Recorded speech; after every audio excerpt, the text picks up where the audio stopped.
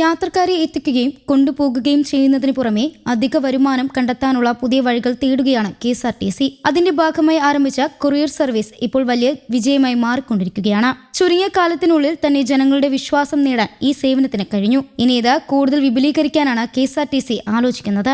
ആദ്യകാലത്ത് വീടുകളിലെത്തി നേരിട്ട് കൊറിയർ എത്തിക്കുന്ന രീതിയും പരിഗണിച്ചിരുന്നുവെങ്കിലും അത് യാഥാർത്ഥ്യമായിരുന്നില്ല. എന്നാൽ ഇപ്പോൾ സ്ഥാപനത്തിന് അധിക വരുമാനം വളരെ അത്യാവശ്യമായ സാഹചര്യമായതിനാൽ പുതിയ സാധ്യതകൾ വീണ്ടും പരിശോധിക്കുകയാണ്.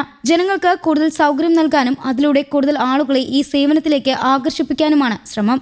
കേരളത്തിലെ 43 ഡിപ്പോകളിലും കൂടാതെ കോയമ്പത്തൂരും നാഗർകോവിലും ഉൾപ്പെടുത്തി തുടങ്ങിയ ഈ കൊറിയർ സർവീസ് വളരെ പെട്ടെന്ന് ജനശ്രദ്ധ നേടി. സംസ്ഥാനത്തിനകത്ത് വേഗതയിൽ സാധനങ്ങൾ എത്തിക്കാമെന്നാണ് ഏറ്റവും വലിയ പ്രത്യേകത.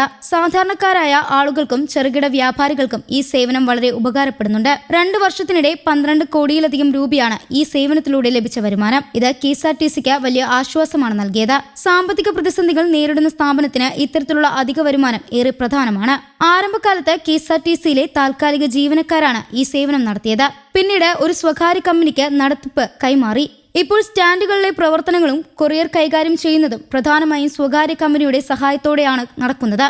എന്നാൽ അടിസ്ഥാന സൗകര്യങ്ങളും ബസ്സുകളും സ്ഥലവും KSRTC തന്നെയാണ് നൽകുന്നത്. കഴിഞ്ഞ കുറച്ച് വർഷങ്ങളായി ഈ സേവനത്തിന്റെ വരുമാനം വേഗതയിൽ ഉയർന്നുണ്ട്. 2023-24 കാലയളവിൽ ഏകദേശം 2.5 കോടി രൂപയായിരുന്നു വരുമാനം. എന്നാൽ 2024-25 അത് 6.5 കോടിയായി ഉയർന്നു. 2025 ഏപ്രിൽ മുതൽ ഓഗസ്റ്റ് വരെ വെറും 5 മാസത്തിനിടെ തന്നെ 3 കോടിയോളം രൂപ ലഭിച്ചു. ഈ വളർച്ച തന്നെയാണ് ഈ പദ്ധതിയുടെ വിജയത്തെ വ്യക്തമാക്കുന്നത്. പലരും ഇപ്പോൾ KSRTC കൊറിയറിനെ ആശ്രയിക്കുകയാണ്. രാത്രി സമയത്തും കൊറിയർ അയക്കാൻ കഴിയുന്നതാണ് ജനങ്ങൾക്ക് കൂടുതൽ സൗകര്യമായത്. സംസ്ഥാനത്തിനകത്ത് അയക്കുന്ന സാധനങ്ങൾ 16 മണിക്കൂറിനുള്ളിൽ തന്നെ ലക്ഷ്യസ്ഥാനത്ത് എത്തുന്നതും ഈ സേവനത്തിന്റെ വലിയ പ്രത്യേകതയാണ്. ബസ്സുകൾ സ്ഥിരമായി എല്ലാ ജില്ലകൾക്കും ഓടുന്നതിനാൽ കൊറിയർ വേഗത്തിൽ എത്തിക്കാൻ കഴിയുന്നുണ്ട്. ഇതാണ് സ്വകാര്യ കൊറിയർ കമ്പനികളിൽ നിന്നും KSRTC സേവനത്തെ വ്യത്യസ്തമാക്കുന്നത്. ചില സ്വകാര്യ കൊറിയർ കമ്പനികൾ പോലും ഇപ്പോൾ തങ്ങളുടെ സാധനങ്ങൾ വേഗത്തിൽ എത്തിക്കാൻ KSRTC കൊറിയറിനെ ആശ്രയിക്കുന്നതായി പറയപ്പെടുന്നു. ഈ സേവനം തുടങ്ങുമ്പോൾ വലിയ സൗകര്യങ്ങളൊന്നും ഉണ്ടായിരുന്നില്ല. ബസ് സ്റ്റാൻഡുകളിലെ ഒഴിഞ്ഞ ഇടങ്ങളിലായിരുന്നു കൗണ്ടറുകൾ തുടങ്ങിയത്. കമ്പ്യൂട്ടറുകളും മറ്റ് അടിസ്ഥാന സംവിധാനങ്ങളും വളരെ കുറവായിരുന്നു.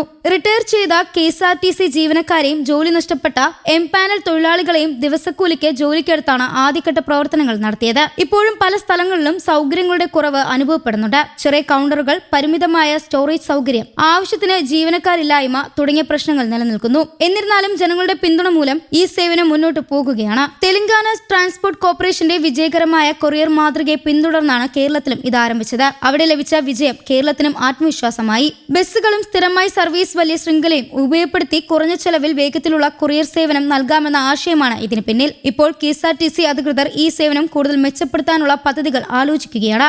ഓൺലൈൻ ബുക്കിംഗ്, ട്രാക്കിംഗ് സംവിധാനം, വീടുകളിലെത്തി കൊറിയർ സ്വീകരിക്കൽ തുടങ്ങിയ സൗകര്യങ്ങൾ കൊണ്ടുവരാനുള്ള ചർച്ചകളും നടക്കുന്നുണ്ട്. ഇതൊക്കെ നടപ്പായാൽ കൂടുതൽ ആളുകൾ ഈ സേവനം ഉപയോഗിക്കുമെന്നാണ് പ്രതീക്ഷ.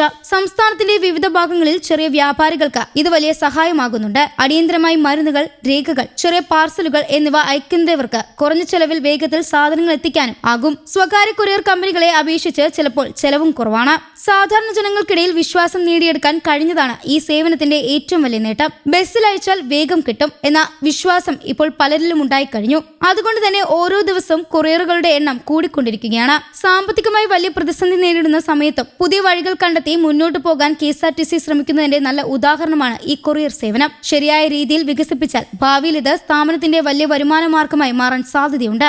യാത്രക്കാരെ മാത്രം ആശ്രയിച്ചിരിക്കുന്ന ഒരു പൊതുഗതാഗത സ്ഥാപനം ഇപ്പോൾ പുതിയ മേഖലകളിലേക്കും കടക്കുകയാണ്. അതിലൂടെ ജനങ്ങൾക്കും കൂടുതൽ സേവനങ്ങളും സ്ഥാപനത്തിനും അധിക വരുമാനം ലഭിക്കുന്ന സാഹചര്യം രൂപപ്പെടുകയാണ്. News desk Kerala Kaumudi.